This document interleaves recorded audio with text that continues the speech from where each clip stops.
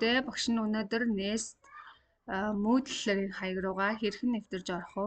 За ороод хичээлүүдэд болон дүүн бусад зүйлсээ хэрхэн харах талаарх хичээлийг видео бэлтгээд оруулах гэж байна. За эхлээд хайлтын хэсэг дээрээ Nest Moodle XYZ гэж бичээд тайчна. За тэгэнгүүт ингэж харагдана. Энэ бол манай сургуулийн Nest Moodle-ийн програм сайт ингэж харагдана. За энэ баруун дээд буланд логин гэж байгаа. За энэ дээр бүртгүүлж орно. За логин дээр дарангуут username дээр болохоор өөрийнхөө бидний ашигладаг сургуулийнхаа мэйл хаягаа бичнэ. За жишээлбэл nes2133 харав техник @nhs.edu.ceg гэхээр бүтэн бичиж шүү мэйл хаягаа. За тэгээ пассвортаа болохоор нөсгөн томоор nest за тэгээд чагт 2025 гэж бичнэ. За энэ болохоор бүх хүүхдийн адилхан. За тэгээд логин дарчна гэсэн. За логин дарангууд за энэ баруун дээд болон чиний овог нэр гарч ирнэ. За энэ my courses гэв миний одоо ангиуд хичээлүүд гэсэн хичээл дотор зөвхөн кодингийн хичээл байгаа тийм ээ. Энэ бол бүгдээрээ зөвхөн кодингийн хичээл дээр ашиглана гэсэн учраас зөвхөн кодингийн хичээлийн курс үүссэн байгаа. За энэ кодинг 4A гэдэг дээр дарлаа. За дараад орохоор ингэж харагдчихэв. За нэгдүгээр улирал, хоёрдугаар улирал, гуравдугаар улирал гэсэн байна тий.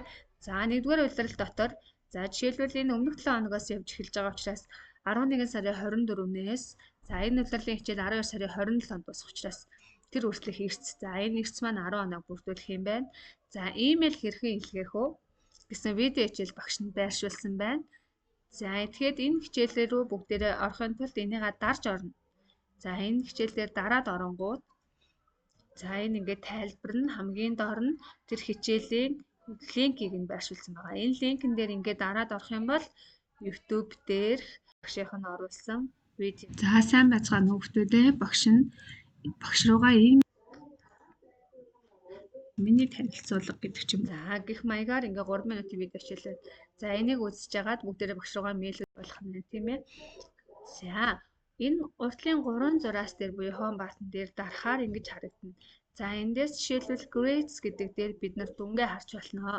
За дараад ороод үзэнгүүт за энэ улирлын дүн маань ийм зүйлүүдээс бүрдэж дүн маань гарах нь байна тий. Чигээр багш руугаа энэ миний танилцуулга, миний дуртай ютубер, за Word дээр хийсэн захидлаа, хуучин хөрөх анимашнаа, улаан итийн анимашнаа явуулах юм бол за хэдэн оноо авахаас хэдэн оноо авсан нь энд ингээ багш нь оруулаад өгчөнгөө та нарт харагдана гэсэн. За эдвэх тэгээ typing.com type-study-гаа орж байгаа хийж байгаа бол энэ дээр багш нь оноогийн өгнө. За Google Drive ашиглалт буюу mail Drive дээрээ бүгдээрээ кодинг хичээлийн фолдер үүсгээд хичээл болгоныхоо хийсэн зүйлүүдэд хадгалаа явж байгаа тийм ээ. За тэрийг хадгалаад явж байгаа хийгээд явж байгаа хүүхдэд 5 оноогоо бүрэн авах нь байна. За гих маягаар эндээс хэдээс хэдэн оноо авахаасаа хамаарат энэ улирлын дүн чинь гарах нь биш хүүхдүүдээ. За өнөөдрийн хичээл Moodle-ээсээ гарахтаа бүгдээрээ энэ нэрнэн дээр очиж дараад лог аут хийгээд гарчна гэсэн. За үүнээс хойш кодинг хичээл дээрээ бүгдээрээ байнга Classroom биш Moodle ашиглах нь байх нэ.